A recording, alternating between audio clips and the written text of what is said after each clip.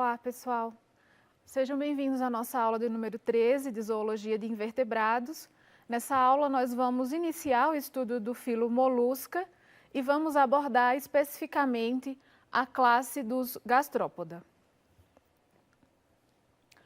Bom, tratando um pouco das características gerais do filo Molusca, inicialmente o que a gente precisa saber é que esse filo tem esse nome porque é composto por animais de corpo mole, inclui alguns dos invertebrados mais conhecidos, como por exemplo, caracóis, caramujos, mexilhões, as lulas, os polvos. Então, são animais que despertam bastante curiosidade e, portanto, também são muito estudados, muito conhecidos. Há 93 mil espécies viventes e aproximadamente 70 mil espécies fósseis conhecidas. E esse grupo tem grande importância econômica porque são bastante utilizados na indústria alimentícia, também na produção de pérolas, no caso das ostras, de tintas, e também são usados como souvenirs por conta das conchas que eles produzem. Alguns têm importância médica, como é o caso, por exemplo, de um gastrópoda que é vetor que tem uma das larvas durante o desenvolvimento do Schistosoma manxoni, que nós estudamos já anteriormente.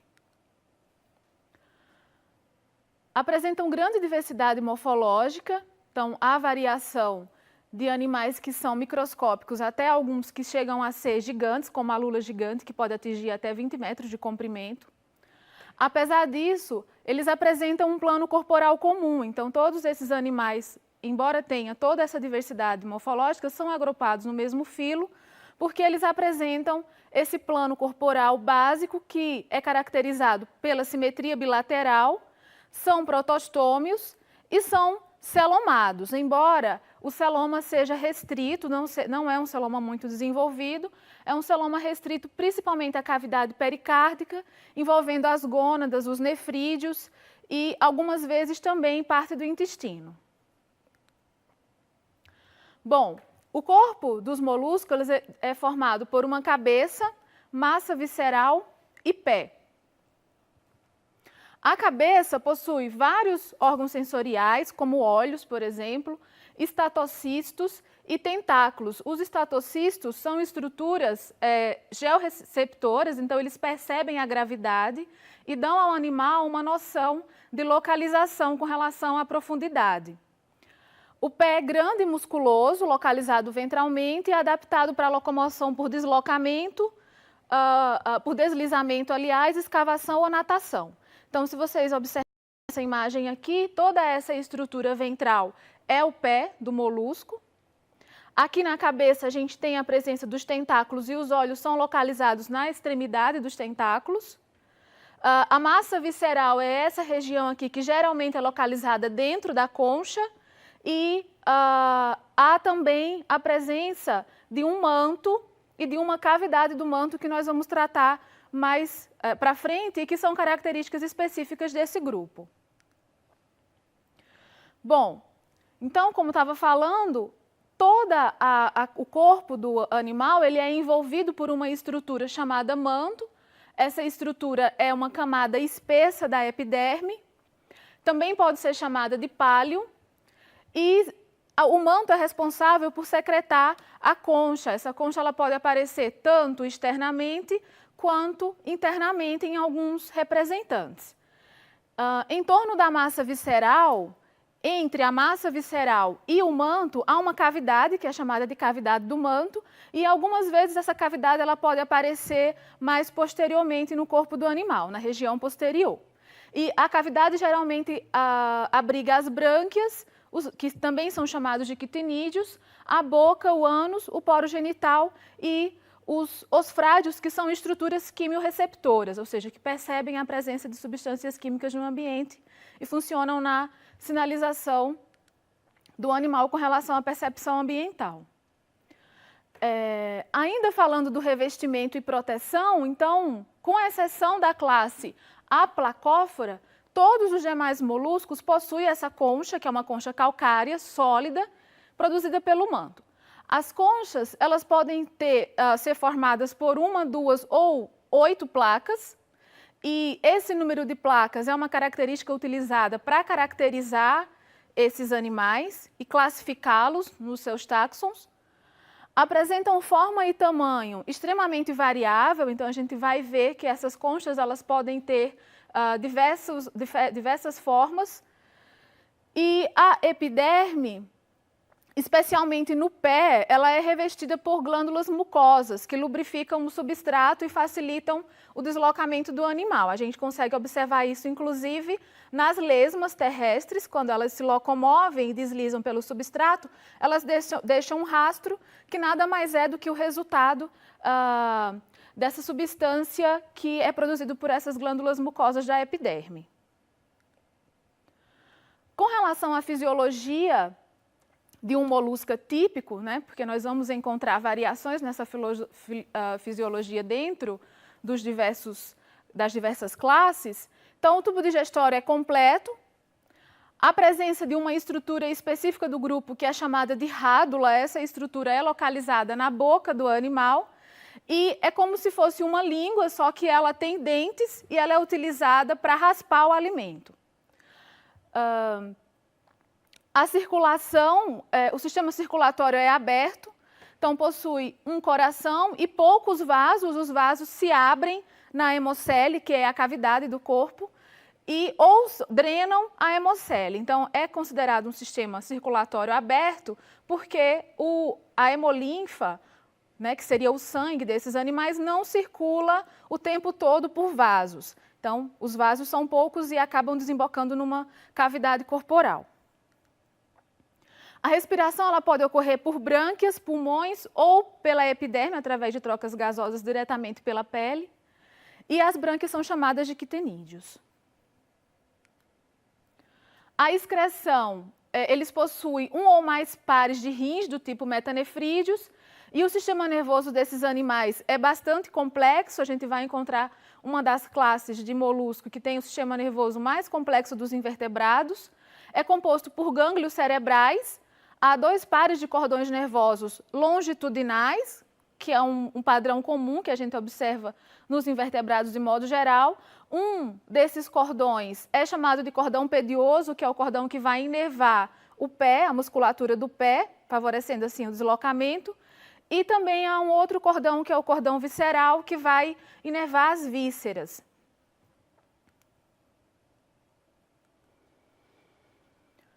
Bom, com relação à reprodução e o desenvolvimento, a maioria dos moluscos possui sexos separados, então há um indivíduo macho e uma fêmea, mas alguns são hermafroditas, ou seja, o mesmo indivíduo vai possuir as estruturas reprodutoras masculinas e femininas. A fecundação ela pode ser interna, com desenvolvimento direto, isso ocorre nos moluscos terrestres e em alguns cefalópodes, mas a fecundação pode ser externa também, ou seja, os gametas são liberados no ambiente, ocorre a fecundação fora do corpo do animal e o desenvolvimento é indireto, com 2 estágios larvais. Eles formam larvas do tipo trocófora e em alguns moluscos nós vamos verificar um estágio larval que é tipo do grupo molusco, não ocorre em outros, que é chamado de vélide. Bom, aqui a gente pode observar a anatomia básica de um molusco. Vamos iniciar pelo sistema digestório, então.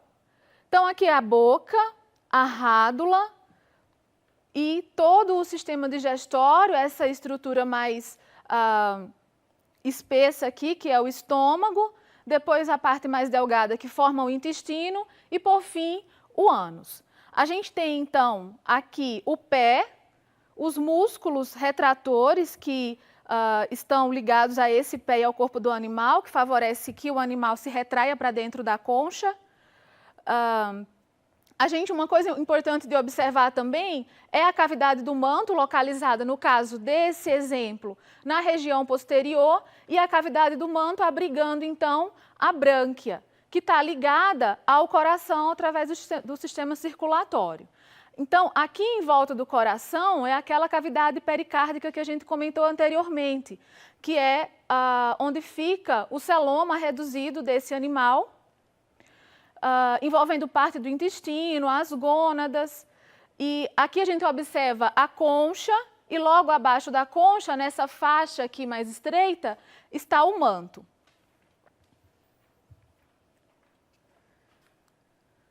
Bom, com relação às classes, então, do filo molusca. O filo molusca, ele apresenta uma classificação altamente controversa, tem um histórico controverso na classificação desse grupo e até hoje ainda não é totalmente definida essa classificação, então vocês vão encontrar na literatura diversas classificações que consideram, por exemplo, a forma da concha para classificar os animais, outras consideram a anatomia interna dos animais para classificá-los, então há uma grande variedade. Mas a classificação mais utilizada, ela considera essas classes que a gente vai observar nessa imagem. Então a gente tem a classe monoplacófora, que compõe os moluscos mais primitivos, a classe gastrópoda, que é a classe que possui o maior número de indivíduos. Essa classe sofreu uma grande radiação e ela tem o maior número de indivíduos viventes. Depois a gente tem a classe cefalópoda, que houve um período em que tinha o maior número de animais e atualmente a gente tem um número mais reduzido, então há bastante registro fóssil desses animais. A classe biválvea, que também é uma classe importante, de importância econômica, utilizada na indústria alimentícia, é a classe que possui as ostras produtoras de pérola, é uma classe extremamente importante economicamente, que tem um grande número de representantes. A classe escafópoda, que é uma classe menor, com poucos indivíduos estudados. A poliplacófora, que também é uma classe mais primitiva. E essas duas classes aqui, Solenogastris e Caldofaveata, em algumas classificações vocês vão encontrá-los como sendo, formando uma única classe, que é chamada de aplacófora, que é aquela classe que não possui concha. Então são os únicos moluscos que não possuem uma concha. Bom, então vamos tratar agora da classe gastrópoda. É a classe na qual estão os caramujos, os caracóis e as lesmas. Há 70 mil espécies viventes, eles são marinhos, terrestres ou de água doce, então eles habitam todos esses ambientes. São assimétricos e a concha ela é formada por uma única peça, geralmente ela é enrolada em espiral e o corpo do animal pode se retrair para dentro dessa concha. O pé é muscular e rastejador.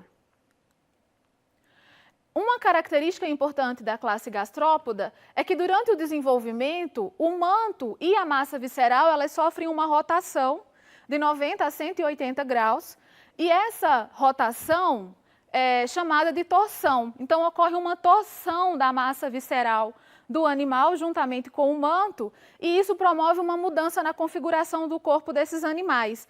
Então, inicialmente, a gente tem aqui um molusco típico, né? Aqui está a boca, aqui o ânus. Esse sistema, então, sofre uma rotação, toda a massa visceral, assim como o manto, sofre uma rotação em relação ao pé e passa a assumir, então, essa configuração aqui. O que vai resultar dessa configuração? A cavidade do manto, que antes era posterior, ela passa a ser agora anterior. E com isso, o ânus, assim como os rins, ou seja, os órgãos excretores, eles passam a desembocar também na região anterior do animal. Bom, os gastrópodas eles possuem uma cabeça com estatocistos e olhos, só que esses olhos eles são reduzidos e alguns grupos não possuem, então perderam. E um ou dois pares de tentáculos. A maioria possui uma rádula complexa, a excreção é feita por nefrídeos, pode ser um ou dois pares, dependendo do organismo. São hermafroditas e a cópula ocorre por uma transferência simultânea dos espermatóforos. Então, os dois organismos se juntam para a cópula e trocam os espermatozoides, havendo então a fecundação dos dois. Essa é a anatomia interna de um gastrópoda típico.